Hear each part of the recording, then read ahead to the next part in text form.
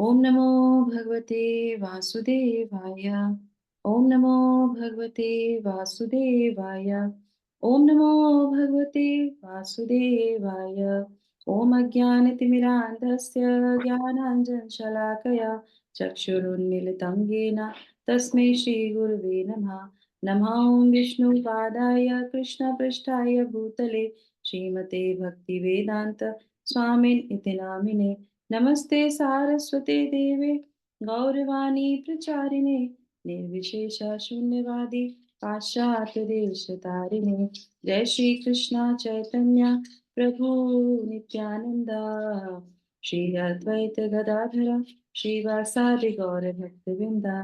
हरे कृष्णा कृष्णा कृष्णा हरे हरे, हरे राम राम राम हरे हरे। हरे कृष्ण महामंत्र की जय। जगत गुरु श्रील प्रभुपाद की जय। भगवत वाणी भगवत गीता जी की जय। गुरु महाराज की जय। हरे कृष्णा। हरे कृष्णा। तो आप सब लोग का बहुत बहुत स्वागत है आज के हमारे इस सत्र में, जिसमें हम पंचम अध्याय को प्रारंभ करने जा रहे हैं। 1 मिनट।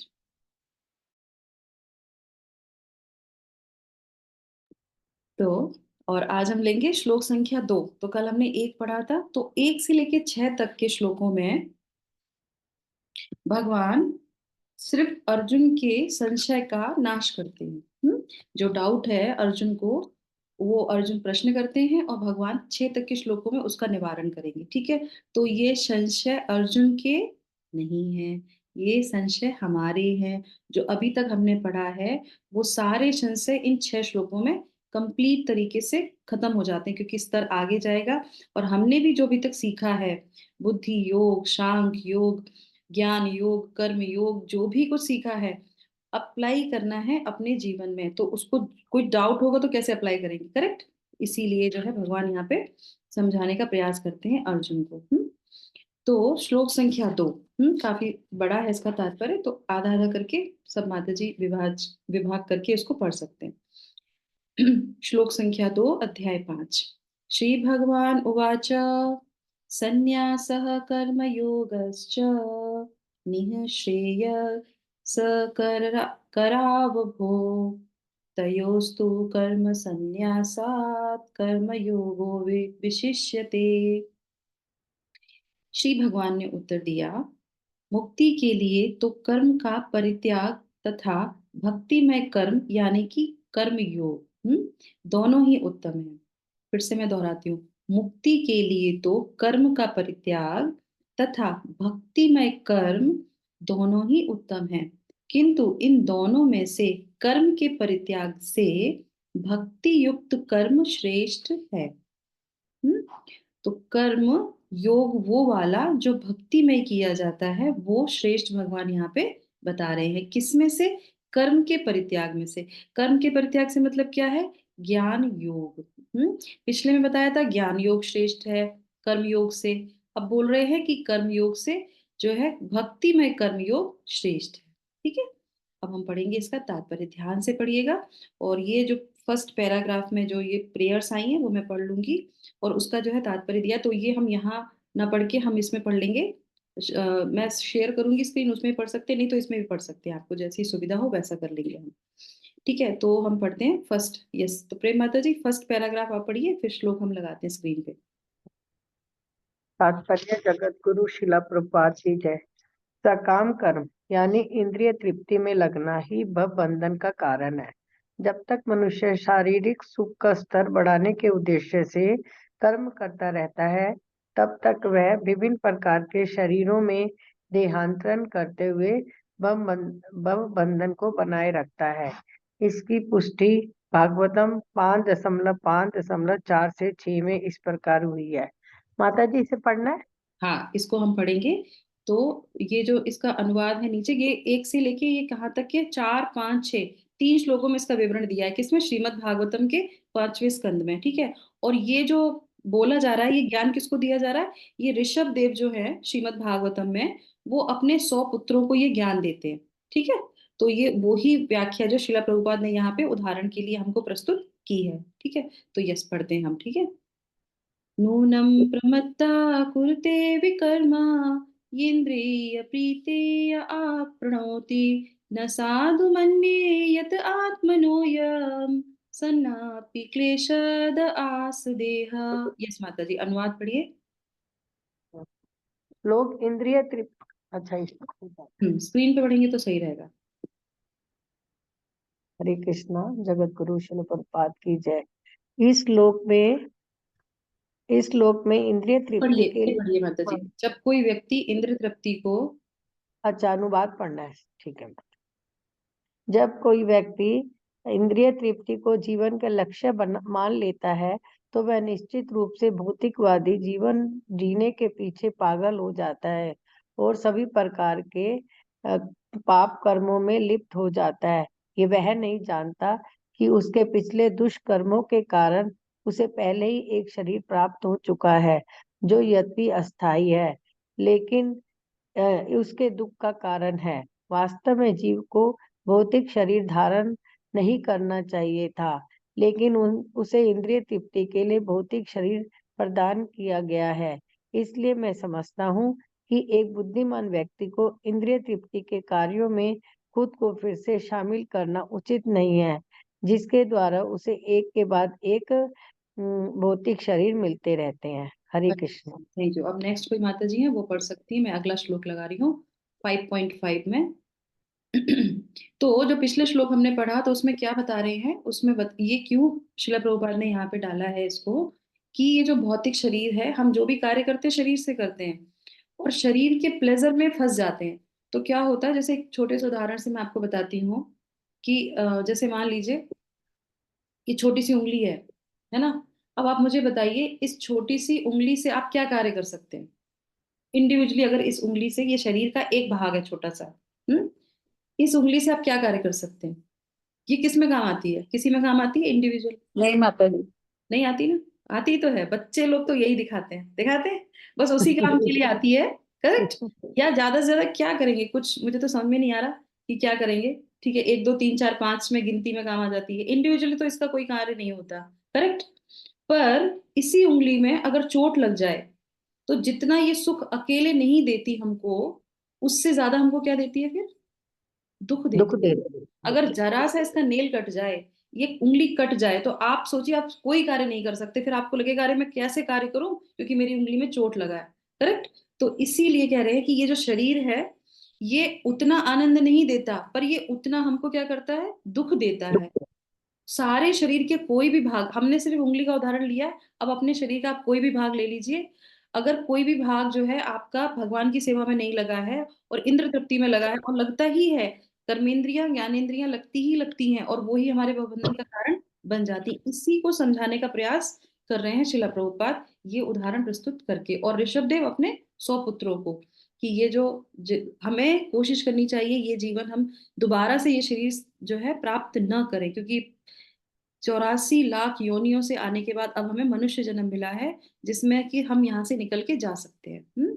तो नेक्स्ट श्लोक है हमारा 5.5। पराभवस्ता वदबोध जातो यावन्न जिज्ञासत आत्मतत्त्वम् यावत् क्रियास्तावदिदं मनोवे कर्मात्मकं येन शरीर बंध। कौन माता जी पढ़ेंगी? हरे कृष्ण। हम्म दूसरी कोई माता जी पढ़िए, इसका तात्पर्य मैं लगाती हूँ यहाँ पे मीनिंग। ओके, हरे कृष्ण पढ़ूं? इंग्लिश में आ गया है ना? करेक्ट। हरे कृष्णा माता जी पढ़ूं? यस माता जी पढ़िए। उसमें दार्शनिक शोध, हरे जय श्री कृष्ण। दार्शनिक शोध का वास्तविक उद्देश्य जीवन के चरम लक्ष्य की खोज है। चूंकि जीवन का चरम लक्ष्य आत्म साक्षात है, अतः इन दोनों विधियों से प्राप्त होने वाले परिणामों में कोई अंतर नहीं है।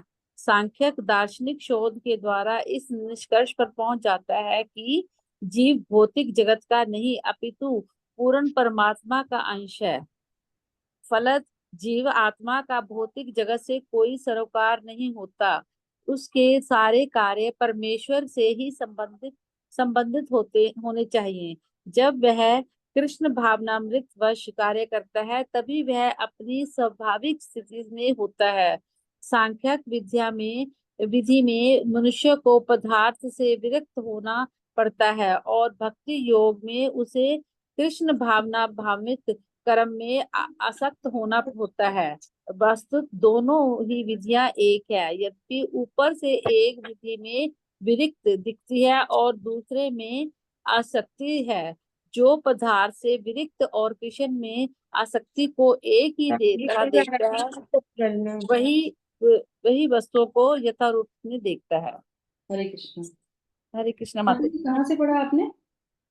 माता जी मैंने ये गीता में से पढ़ा, मतलब 5.5 था ना, या मैंने कुछ गलत पढ़ दिया? हाँ कोई बात नहीं, जो भगवान की इच्छा वैसा आपने पढ़ लिया। तो ये इसका तात्पर्य नहीं था, ट्रांसलेशन नहीं था। श्रीमद् भागवतम में से हम पढ़ रहे थे, 5वें स्कंद का 5वें श्लोक का जो है 5वां श्लोक पढ़ रहे थे, तो कोई बात नहीं। ठीक है, तो अभी हम जो है इस पैराग्राफ को, जो सेकंड पैराग्राफ शिला प्रभुपाद का जो तात्पर्य दिया है वो पढ़ेंगे। कौन पढ़ेगा? सुदेशना माता जी, अर्चना माता जी, कोई है खोला हुआ? माता जी हरे कृष्ण।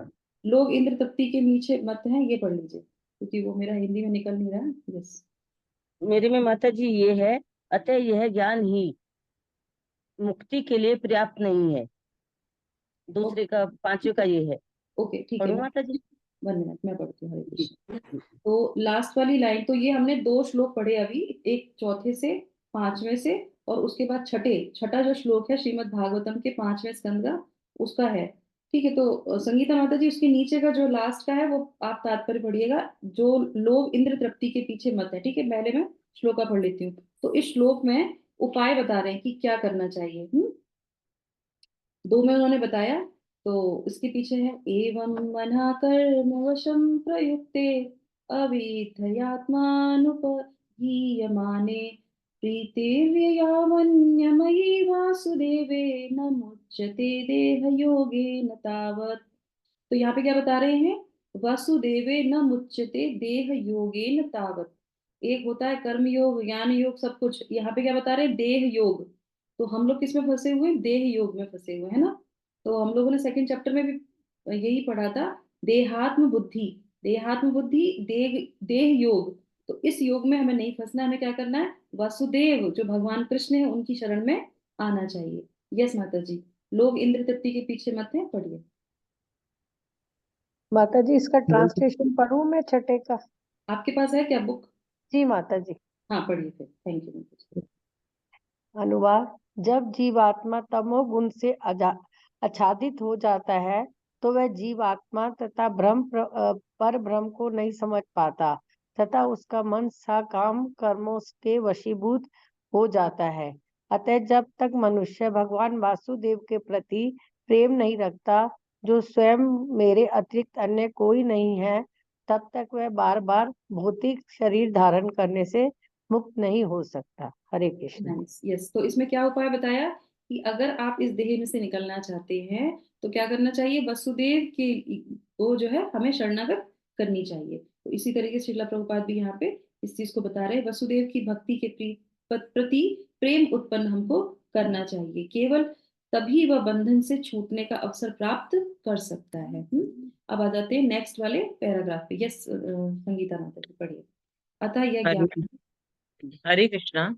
लोग इंद्र तृप्ति के पीछे मत हैं, वे नहीं यह नहीं नहीं नहीं, ये जानते। वाला नहीं, ये वाला नहीं, इसके बाद वाला, अतः यह ज्ञान ही। ठीक। अतः यह ज्ञान ही है कि आत्मा आत्मा है, शरीर नहीं है, मुक्ति के लिए पर्याप्त नहीं है। जीवात्मा के स्तर पर मनुष्य का कर्म करना होगा, अन्यथा भव बंधन से उबरने का कोई भी अन्य उपाय नहीं है। किंतु कृष्ण भावना भावित होकर कर्म करना सकाम कर्म नहीं है। पूर्ण ज्ञान से युक्त होकर किए गए कर्म वास्तविक ज्ञान को बढ़ाने वाले हैं। बिना कृष्ण भावनामृत के केवल कर्मों के परित्याग से बद्ध जीव का हृदय शुद्ध नहीं होता। जब तक हृदय शुद्ध नहीं होता तब तक सकाम कर्म करना पड़ेगा, परंतु कृष्ण भावना भावित कर्म कर्ता को स्वतः सकाम कर्म के फल से मुक्त बनाता है, जिसके कारण उसे भौतिक स्तर तक उतरना नहीं पड़ता। अतः कृष्ण भावना भावित कर्म संन्यास से सदा श्रेष्ठ होता है, क्योंकि संन्यास में नीचे गिरने की संभावना बनी रहती है। कृष्ण भावना व्रत से रहित संन्यास अपूर्ण है, जैसा कि शील प्रभुपाद ने भक्ति रसामृत सिंधु के 1.2.258 में पुष्टि की है। यस माता जी, बस इतना ही पढ़ेंगे, पहले इसको समझ लेते हैं। तो यहाँ पे इसमें पैराग्राफ में क्या बता रहे हैं, ये ध्यान से सुनिएगा, बहुत ध्यान से, क्योंकि हम लोग सोचते हैं कि हम भक्ति कर रहे हैं, हम सब कुछ कर रहे हैं, पर ये बहुत सूक्ष्म रूप से बताया गया है कि कृष्ण भाव, कोई भी मनुष्य, जीवात्मा के स्तर पर मनुष्य को कर्म करना होगा। जीवात्मा का जो स्तर है वो क्या है, कृष्णेरे जीवेरे स्वरूप हुए कृष्णेर नित्यदास। तो हमको भगवान का नित्यदास होकर कर्म करना चाहिए, ठीक है। दूसरा जो है, अन्यथा भव बंधन से उभरने का अन्य कोई उपाय नहीं है। हम ये सोचते हैं जो मनुष्य हैं, किसी की सेवा कर दी, कुछ निस्वार्थ होके कुछ काम कर दिया, प्याऊ लगवा दिया, भंडारा करवा दिया, दान कर दिया, ये सब हमको क्या दिलाएगा, ये हम सबको मुक्ति दिलाएगा, ठीक है। पुण्य इकट्ठे करेंगे तो मुक्ति मिल सकती है, पर वो मुक्ति नहीं चाहिए। हमको क्या चाहिए, कृष्ण के हम दास बने, वो यहाँ पे समझाने का प्रयास कर रहे हैं, ठीक है। उसके बाद आ जाते हैं यहाँ पे, पूर्ण ज्ञान से युक्त होकर किए गए कर्म वास्तविक ज्ञान को बढ़ाने वाले हैं। बिना कृष्ण भावनामृत के केवल कर्मों के परित्याग से बद्ध जीव का हृदय शुद्ध नहीं होता। बहुत इंपॉर्टेंट लाइन है, बहुत ध्यान से समझिएगा इसको। कृष्ण भावनामृत में के केवल कर्मों के परित्याग से, कृष्ण भावनामृत के केवल कर्मों के त्याग मतलब क्या हुआ, हम लोग कौन सा काम जो है कृष्ण भावनामृत में आके त्याग कर देते हैं, वो त्याग से हमारा हृदय शुद्ध नहीं होता। समझ में आया, शुद्ध किससे होता है। जैसे मान लीजिए अब, चलो इसको हम थोड़ा याद मुझे दिला देना अगर मैं भूल जाऊं, क्योंकि पढ़ते समय याद आता है। कौन से ऐसे कर्म होते हैं, जैसे हमने पिछले में यज्ञ सुना, तो यज्ञ हम करते हैं और उसके बाद हम ऐसी बहुत सी चीजें करते हैं जो अगर हमसे कोई बोलेगा कि आप छोड़ दो, तो हम नहीं छोड़ेंगे उसको। जैसे मान लीजिए हम लोग सुबह उठ के चैंटिंग करते हैं भगवान की, करेक्ट। ये चैंटिंग जो भगवान का नाम लेते हैं, इससे हमारा हृदय शुद्ध होता है। अब इसको आप किसी भी अच्छे से अच्छे पुण्य कर्म से अगर आप इसको कंपेयर करेंगे और बोलेंगे आज हम लोग यज्ञ कर रहे हैं, आज अपनी चैंटिंग आप छोड़ दीजिए, आप छोड़ेंगे, छोड़ेंगे नहीं छोड़ेंगे। और अगर आप इसी चैंटिंग के द्वारा, हम क्या कहते हैं, हमारा हृदय शुद्ध होता है, हम भगवान के धाम चले जाएंगे। तो हम भगवान के जब धाम चले जाएंगे तो हम वहां पे क्या करेंगे, क्या करेंगे, चैंटिंग सेवा करेंगे। चैंटिंग भगवान करेंगे कि नहीं की। करेंगे, ये बताइए पहले, चैंटिंग करेंगे वहां पे। जी माता जी, मेरे हिसाब से तो करेंगे चैंटिंग। कौन कौन बता सकता है कि वहां चैंटिंग करेंगे कि नहीं करेंगे। ये ये धराधाम हमारा छूट जाएगा और हम भगवान के धाम चले गए, जो हम लोग बोलते हैं हमारा लक्ष्य है। तो बताइए, वहां जाके हम भगवान का जप करेंगे कि नहीं। माता जी वहां करेंगे। पे चैंटिंग नहीं करेंगे, बल्कि भगवान की साक्षात सेवा का ही हमें वहां मौका मिल जाएगा, जिसके लिए हम इतनी चैंटिंग कर रहे हैं। बस तो वहां पे भक्ति रसामृत सिंधु में भी ये बोला गया है कि वो जो भगवान का धाम है, जो हम हरि नाम लेते हैं, वहां पे नित्य हरि नाम होता रहता है, वहां पे नित्य हरि नाम होता रहता है। तो ये नित्य धाम, यहाँ पे जो नित्य नित्य चीजें जो करते हैं भगवान की प्लेजर के लिए, तभी भगवान के पास जाएंगे, और वहां पे भी नित्यम जो है हम भगवान का नाम लेंगे, क्योंकि वहां पे सब भगवान का नाम लेते हैं, और जैसे प्रेम माता जी ने कहा, भगवान की सेवा करते हैं। तो ये हमारी हृदय को शुद्ध करेगा और यही हमें भगवान तक पहुंचाएगा। पर और जो चीजें हैं, हमें लगता है कि हमने ये छोड़ दिया, हमने ये छोड़ दिया, नहीं, उससे हृदय शुद्ध नहीं होगा। तो यहाँ पे स्तर बहुत ऊपर का बताया जा रहा है कि हृदय जिससे शुद्ध हो वो काम करना चाहिए, ठीक है। हृदय शुद्ध नहीं होगा, अगर अशुद्ध मन के रहेंगे हम, तो चाहे कितनी भी पुण्य कर लें, कितनी भी भगवत गीता पढ़ लें, कितना भी भागवतम पढ़ लें, कुछ भी कर लें, पर हम अगर हृदय शुद्ध नहीं हो रहा है, तो हम कैसे भी करके भगवान के धाम नहीं जा सकते, हमारी एलिजिबिलिटी नहीं है। क्योंकि वहां पे क्या है, वैकुंठा, हमारे अंदर कोई कुंठा नहीं होगी तभी वैकुंठ जा सकते हैं। ईर्ष्या मद मत्सर्य रहेगा तो हम भगवान के धाम नहीं जा सकते, ठीक है। तो वो काम करना है जिसमें हृदय शुद्ध हो। अब उसके बाद आ जाते हैं, कृष्ण भावनामृत कर्म कर्ता को स्वतः सकाम कर्म के फल से मुक्त बनाता है, ठीक है। अब सन्यास से श्रेष्ठ होता है। सन्यास का मतलब क्या, मैंने पहले बताया था कि निष्काम भावना से जो चीजों को आसक्त नहीं रहता। और भक्ति का मतलब है कि भगवान में आसक्त होना। तो हमने एक तरफ छोड़ दिया, है ना, हमें इस चीज से कोई आसक्ति नहीं है, पर दूसरी तरफ अगर भगवान से आसक्त नहीं हुए तो क्या होगा, करेक्ट। तो यही समझाने का यहाँ पे प्रयास किया जा रहा है। सन्यास का मतलब क्या जानता है, सन्यास का अर्थ क्या है, कौन बताएगा। सन्यास वर्ड का मीनिंग क्या है। भौतिक शरीर, भौतिक संसार को त्याग कर आध्यात्मिकता की ओर आगे बढ़ने के लिए मेडिटेशन करना।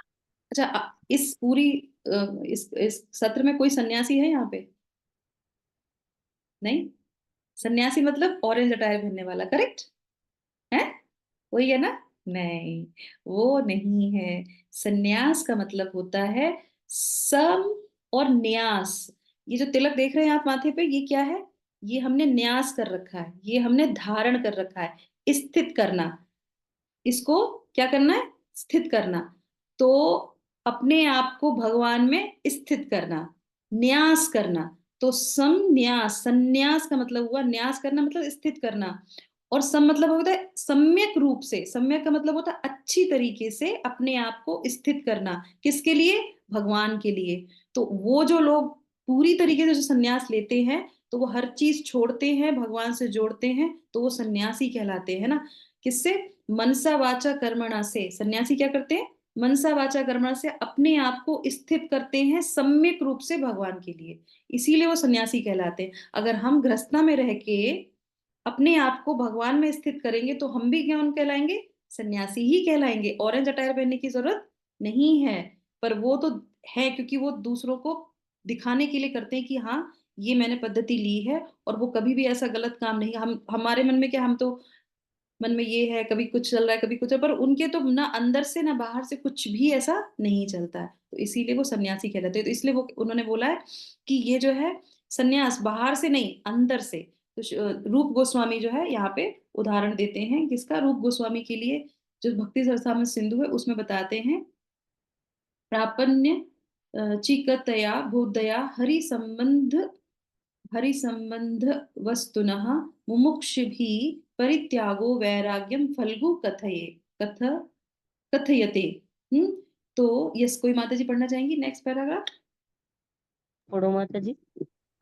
मोना माता जी आप पढ़िए। मोना माता जी ने पहले पढ़ लिया ना, कोई और माता जी पढ़ लीजिए। मैं पढ़िए पढ़ू माता जी। पढ़िए। जब मुक्तिकामी, जब जब मुक्तकामी व्यक्ति श्री भगवान से संबंधित वस्तुओं को भौतिक समझकर उनका परित्याग कर देते हैं तो उनका संन्यास अपूर्ण कहलाता है। संन्यास तभी पूर्ण माना जाता है जब यह ज्ञात हो कि संसार की प्रत्येक वस्तु भगवान की है और कोई किसी भी वस्तु का स्वामित्व ग्रहण नहीं कर सकता। वस्तुतः मनुष्य को यह समझने का प्रयत्न करना चाहिए कि उसका अपना कुछ भी नहीं है, तो फिर संन्यास का प्रश्न ही कहाँ उठता है। जो व्यक्ति यह समझता है कि सारी संपत्ति कृष्ण की है, वह नित्य सन्यासी है। प्रत्येक वस्तु कृष्ण की है, अतः उसका उपयोग श्री कृष्ण के लिए किया जाना चाहिए। कृष्ण भावना भावित होकर इस प्रकार का पूर्ण कार्य करना मायावादी सन्यासी के कृत्रिम वैराग्य से कहीं उत्तम है। हरे कृष्ण माता जी। Thank you thank so you much sir. माता जी, हरे कृष्णा। तो प्रेम माता जी का, मोना माता जी का, सुदेशना माता जी का, संगीता माता जी का बहुत बहुत धन्यवाद पढ़ने के लिए। तो अब यहाँ पे समझने वाली चीज क्या है? जैसे एक उदाहरण के लिए मैं आपको बताती हूँ कि मान लीजिए एक व्यक्ति जो है गाड़ी चलाता है। गाड़ी चलाता है और उससे जो उसको धन मिलता है, वो क्या करता है, उसमें से जो उसके लिए जरूरत है वो ले लेता है, बाकी सब भगवान को दे देता है। ठीक है? तो ये क्या हो गया? हमारा निष्काम कर्म। जो भी हमने आया वो हमने भगवान को सुपुर्द कर दिया।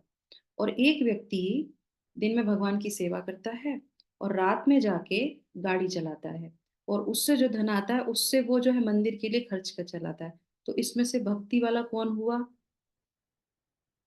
आता जी दूसरा वाला, जिसने दूसरा। दिन रात। यस। तो वो ही समझाने का प्रयास कर रहे हैं, जो अपने कर्म ही सिर्फ भगवान के लिए करता है। ठीक है? अपने कर्म सिर्फ भगवान के लिए करता है, वो सही रूप से जो है भक्ति मार्ग पे चलता है। और उसी के बारे में इस अध्याय में बताया जाएगा। तो है ना, हम कर्म, हम सोचते हैं निष्काम कर्म योग जो हमने पहले पढ़ा था, जो भगवान ने बताया था, वो ही सबसे उच्चतर है। नहीं, उससे भी उच्चतर की स्थिति होती कृष्ण भावनामृत कर्म योग। तो भगवान कह रहे हैं कि तुमको जो है वो छोड़ना नहीं है, वो निष्काम, वो नहीं करना है, तुम्हें भगवान के लिए कार्य करना है। वो तुम्हारे हृदय को शुद्ध करेगा। तो समझ में आया? अभी कोई डाउट तो नहीं है ना? यस। तो इस तरीके से वो बता रहे हैं। अब आ जाते हैं, एक यहाँ पे आया है शब्द फल्गु वैराग्य और युक्त वैराग्य। तो दो वैराग्य होते हैं। कौन सा? एक फल्गु वैराग्य और एक युक्त वैराग्य। तो युक्त मतलब क्या होता है? कि ऐसा वैराग्य जो आपको युक्त करता है किसी में, और उसके बाद आप उस चीज को छोड़ते हैं। ठीक है? तो इसको बोलते हैं कि वेल कनेक्टेड, कहीं से हमने जो है क्या हुआ, राग। वैराग्य क्या मतलब होगा, वै और राग, राग मतलब होता है किसी चीज से आसक्ति होना, और उसके बाद अगर हमारे अंदर वैराग्य आता है तो ये क्या है, वेल कनेक्टेड है, उसको बोलते हैं युक्त वैराग्य। किसी चीज से युक्त होके हमने वैराग्य, और ये छोड़ने की भी जरूरत नहीं पड़ती, ऑटोमेटिकली ही छूट जाता है ना। तो उसके बाद और दूसरा क्या है, फल्गु वैराग्य, जिसकी बात यहाँ पे आ रही है। फल्गु, फल्गु नाम सुना है कहीं आपने किसी ने? फल्गु नदी है एक। फल्गु वैराग्य इसलिए उदाहरण देते हैं, फल्गु एक नदी है, कहाँ पे है? नदी गया जी में माता जी, गया जी, गया जी कहाँ पे है? बिहार में माता जी। बिहार में, करेक्ट। तो बिहार प्रांत में ये नदी आती है। जो लोग अब कभी गए हैं गया जी, तो वहां पे आप देखेंगे बहुत अच्छा, मतलब बिहार प्रांत में लोग अलग सी बातें करते हैं, पर बिहार प्रांत में जो है ये फल्गु नदी है।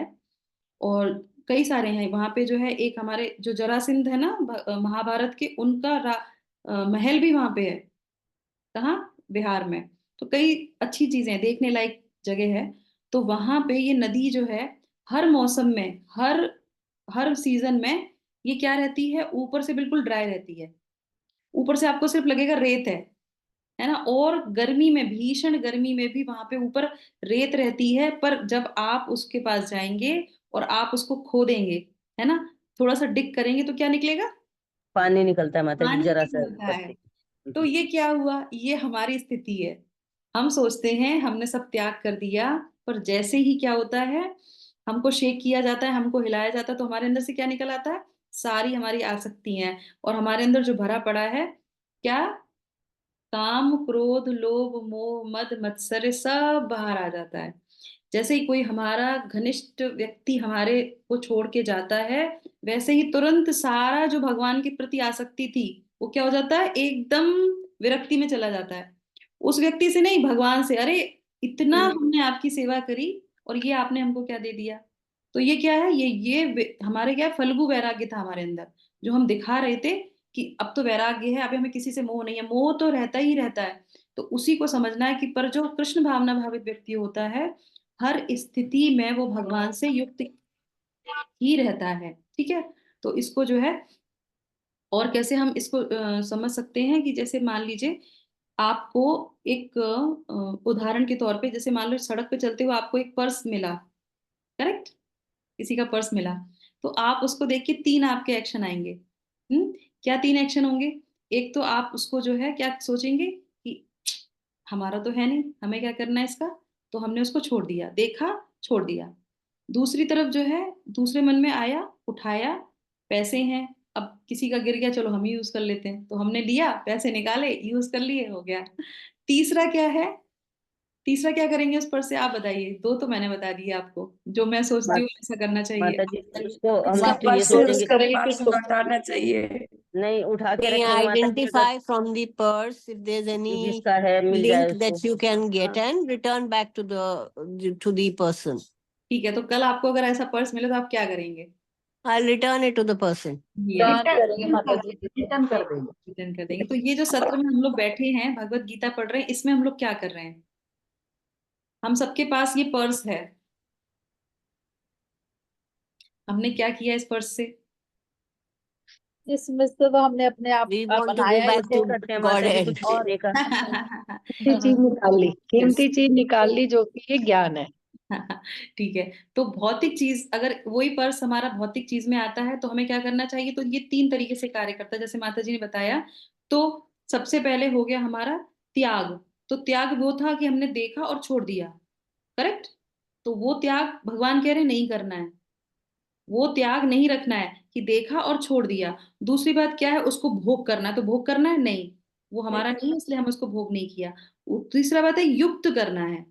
तो युक्त वैराग्य क्या मतलब है, हमारा नहीं होते हुए भी उसको, हमें उसको देना है जिसका वो है, है करेक्ट। समझ में आया? तो यस, ये इस तरीके से हो गया हमारा युक्त वैराग्य। तो ये शरीर किसका है, किसने दिया हम है? लोग भगवान ने दिया है। भगवान ने दिया है। जो भी हमारा घर है, जो भी हम खाते हैं, पीते हैं, चलते हैं, धूप लेते हैं, पानी, जो कुछ भी लेते हैं, वो किसने दिया है?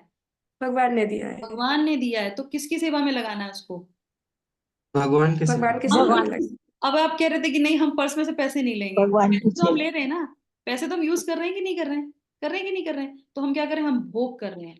तो हम कौन है, हम भोगी हैं, हम त्यागी भी नहीं है हम छोड़ते भी नहीं है। अभी हम लोग ने नहीं। कहा नहीं, हमको तो छोड़ भोग नहीं, करते हैं। त्यागी भी नहीं है, हम भोगी हैं।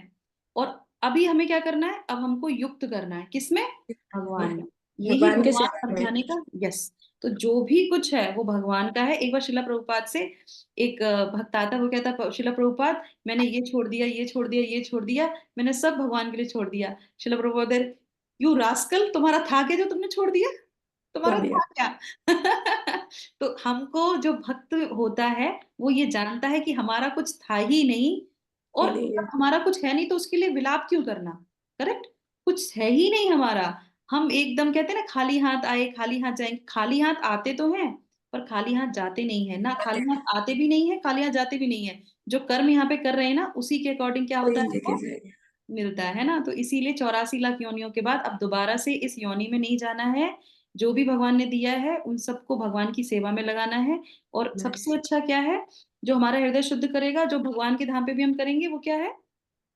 कृष्ण नाम। कृष्ण नाम। तो भगवान के नाम का जो है ध्यान से पढ़ेंगे। बहुत से लोग भगवत गीता में, टाइम थोड़ा ज्यादा हो रहा है पर कोई बात नहीं, भगवत गीता में जब हम भगवत गीता को घर में रहती है तो उसको क्या है, पूजा करेंगे, ढाक के रखेंगे? नहीं, भगवत गीता भगवान ने बोली है कि इसके अनुसार अपना जीवन चलाओ। तो भगवत गीता पढ़ना, भगवत गीता सुनना, भगवत गीता की पूजा करना सब कुछ अलग है, पर भगवत गीता के अनुसार अपना जीवन चलाना ही हमारा क्या है, युक्त कर्तव्य है। है। युक्त भक्ति में युक्त तभी होंगे जब भगवत गीता के एक एक श्लोक के अनुसार अपना जीवन हम चलाएंगे। और जब चलाएंगे तभी हृदय शुद्ध होगा। करेक्ट। अपने करेक्ट। हाँ अनुसार से चीजें नहीं। अब हम सुबह उठ के जल्दी उठते हैं, स्नान करते हैं, किसके लिए कर रहे हैं बताइए? भगवान के। भगवान की भगवान के लिए कर रहे हैं। तो हमारा स्नान, हमारा भोजन, हमारा जप, जो भी कुछ है वो भगवान के लिए। भगवान के लिए। ठीक है, हरे कृष्णा। सबको समझ में आया? तो इसी के साथ हम यहाँ पे जो है इसको विराम करेंगे। श्रील प्रभुपाद ने लास्ट में क्या बताया, ये पढ़ लिया ना हमने? ठीक है। कृष्ण भावना भावित होकर इस प्रकार का पूर्ण कार्य करना मायावादी सन्यासी के कृत्रिम वैराग्य से कहीं उत्तम है। तो मायावादी के कृत्रिम सन्यासी हमें नहीं बनना है, देखने के लिए त्याग करना वो नहीं, हमें क्या करना है, युक्त जो है वैराग्य रखना है भगवान के लिए। ठीक है। हरे कृष्णा कृष्णा कृष्णा कृष्णा कृष्णा कृष्णा हरे कृष्णा हरे, हरे हरे, हरे रामा हरे रामा राम हरे हरे हरे। राम, राम राम हरे कृष्ण हरे। प्रभुपाद जय की श्री जय। कृष्ण। हरे जय। Krishna. Thank you so much. Hare Krishna. अच्छा, दंडवत प्रणाम माता जी। हरे